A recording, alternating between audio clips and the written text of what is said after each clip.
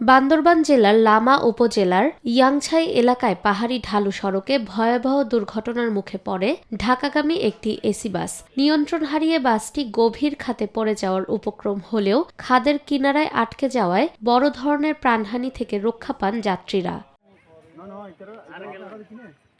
স্থানীয় সূত্রে জানা যায়, 25শে জানুয়ারি রোববার দুপুর আনুমানিক 2টার দিকে ঢাকা মিরপুর থেকে তাবলিগ জামাতের মুসল্লিবাহী একটি এসি বাস লামার উদ্দেশ্যে যাত্রা করে। লামা চকরিয়া সড়কের ইয়াংছাই এলাকায় ঝুঁকিপূর্ণ পাহাড়ি ঢালু অংশে নামার সময় হঠাৎ বাসটির চালক নিয়ন্ত্রণ হারিয়ে ফেলেন।